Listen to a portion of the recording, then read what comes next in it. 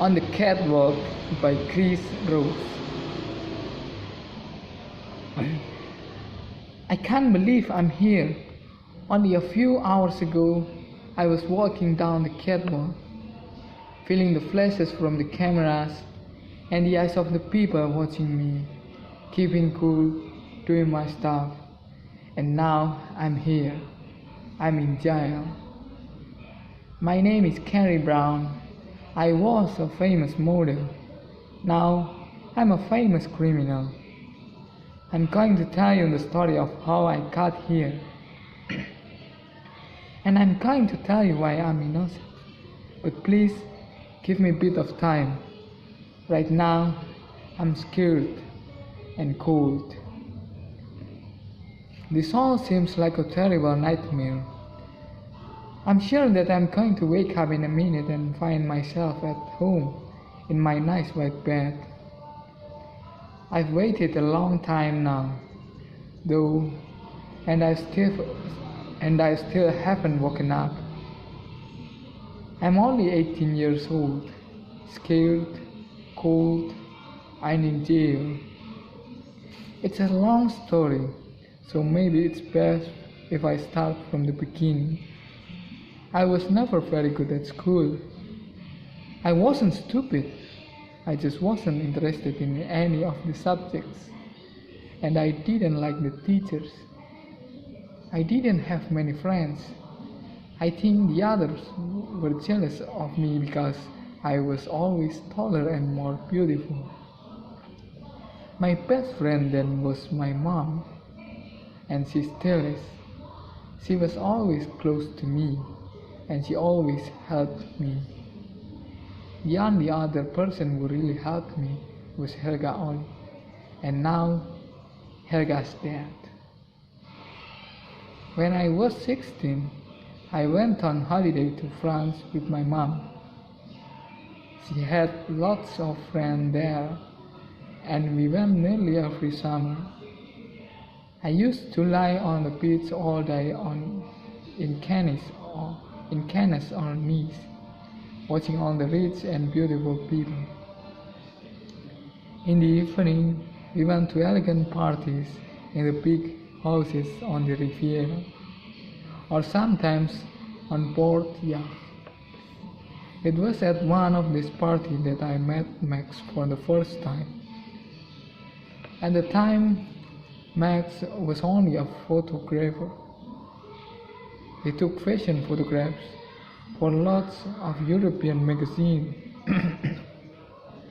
I saw him talking to Mom. He was tall and elegant, but had a relaxed look. He was wearing an open neck shirt without a tie, and he hadn't had a shave. Carrie, this is Max. Mom introduced him to me. He's a photographer. He says he wants to take some photos of you. He thinks you could be a model. Of course, at the time I was delighted. Now, I realized that meeting Max was probably the biggest mistake I ever made. Max took some pictures of me wearing casual clothes on the beach at Saint Juan-le-Pont and sold them to a French fashion magazine. A few days later, a chain of Italian shops asked me to do a shoot for them. I remember at the time I didn't even know what a shoot was. It's just the word they use to mean a collection of photos, explained Max. Don't worry, I'm going to shoot you. It all happened so quickly. It was only 2 years ago, but it seems like a lifetime. When I think of all the things that have happened in the last 2 years, I remember doing the shoot for an Italian as if it was yesterday. We went to Rome and we took pictures around the Trevi Fountain and in Piazza di Spagna. It was so romantic. That evening, we went to eat in a restaurant and Max offered to be my manager. Manager, I said. I don't need a manager. I'm a person, not a business. Listen, replied Max. You are going to be very famous and you need somebody to take care of your money for you. You shouldn't worry about money when you're still so young. You should just have a good time. Enjoy yourself while you can. Because I was still too young, Mom signed the contract for me. Max became my manager. I think Max was a really good manager because after I had signed the contract, everything exploded. I was traveling all the time. In 1 week, I went from Paris to New York, to Tokyo, and then back to Paris. I never saw our house. I lived in hotels. We always went to eat in restaurants, but I couldn't eat what I want. When Max and Mom ate dim sum, pasta, sushi, or steak, I just had some salad and a bottle of mineral water. I was photographed all the time. In the beginning, I did pictures for magazines, all types of clothes, from swimming costumes to expensive silk evening gowns to jeans. I think the high point was when I was on the cover of Vogue. They took a picture of me wearing a great big diamond necklace and earrings, and holding a beautiful gray cat. It was a fantastic photo. Mom put the cover of the magazine in a frame and put it on the wall at home. I don't know if I'll ever see it again. It was after the Vogue front cover that I started to get offers from the really big names.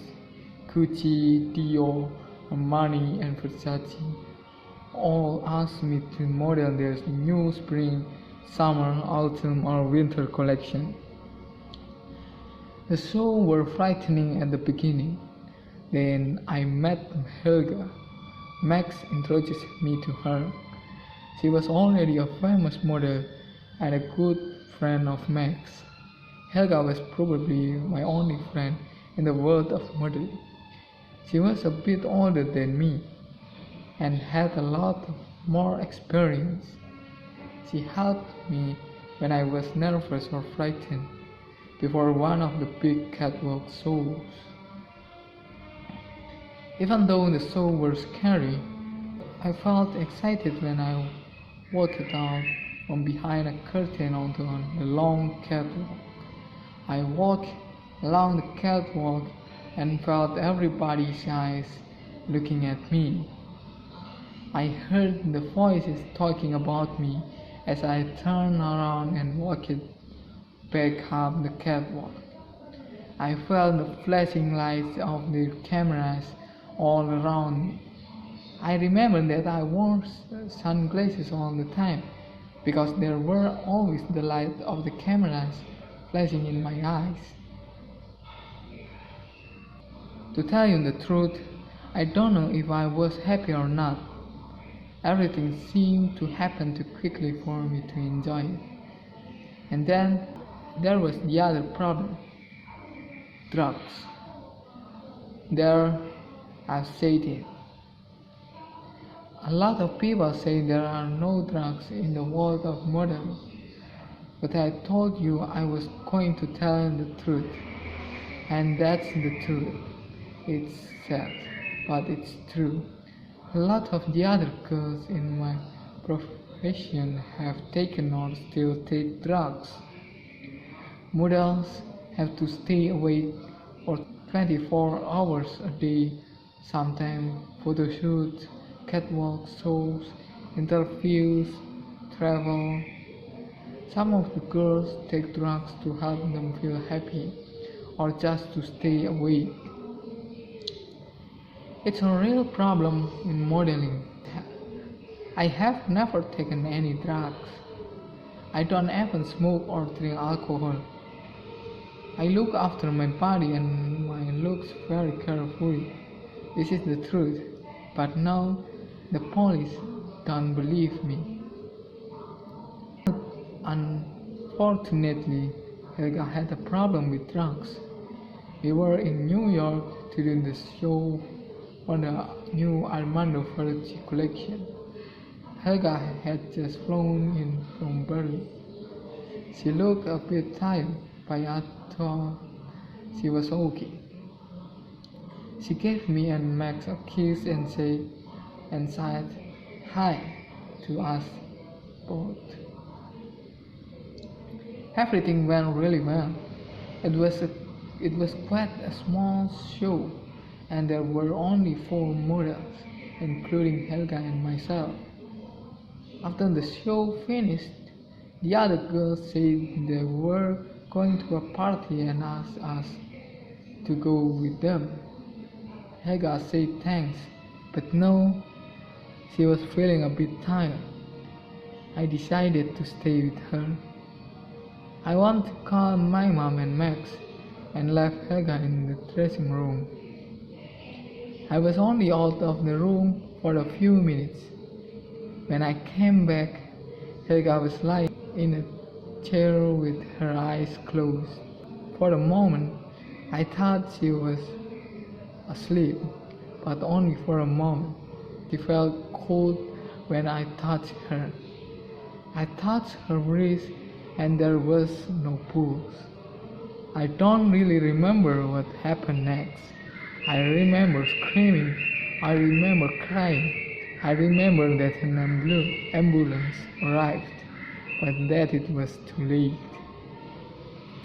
Yes, it certainly was a terrible shock when I found Helga Olin's body, and it was an even bigger shock when I found myself being arrested for her murder. 2 policemen came to our hotel room. They said to my mom that they just wanted to ask a few questions. Okay, Miss Logan, unfortunately, there are a few details about Miss Olin's death that aren't clear, said the first policeman. It seems that Miss Olin died of a drug overdose, continued the second one. But no drugs of any type were found on her person or in her belongings. There was no trace of any type of drug in the dressing room where you found her body. Miss Logan, we want you to tell us the truth, said the first policeman. Did you ever see Helga Olin taking drugs of any kind? No, I didn't. It was the truth. I knew that Helga sometimes used drugs, but I had never seen her doing it. Miss Logan, I'm going to ask you another serious question now. I want you to be honest with us. Have you ever taken drugs of any kind? No, I have not. I replied again. It was the truth.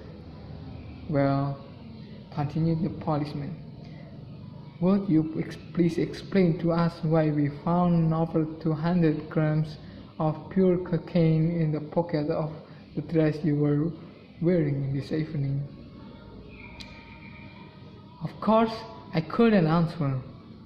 The policeman said that they needed to ask some more questions and that I had to go to the police station with them. When we arrived at the police station, I was formally charged with supplying drugs and involuntary homicide. That means they thought I had given or sold the drugs to Helga and that she died when she took them. My mother called her lawyer and told me not to say anything. She also tried to phone Max, but Max had disappeared. Now, night outside. I can see the sky getting dark. I'm still cold and I'm still scared. I can't sleep, but I've been thinking a lot.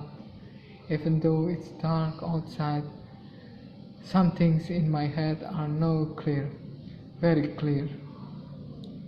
Max has disappeared. Max was a good friend of Helga. Why has Max disappeared at this moment? It's not a good moment to disappear. I don't think that Max killed Helga, but I think that he gave her the drugs which killed her. My problem now is that I must prove it. There will be a trial. It will be long and difficult and frightening. Maybe I'll go to prison sooner or later. Max is going to pay for this. It's morning now. A policeman has come to take me out of the jail cell. We are going to the court. As we walk out the police station, hundreds of cameras are flashing, all taking pictures of me. It's just like being on the catwalk again. The end.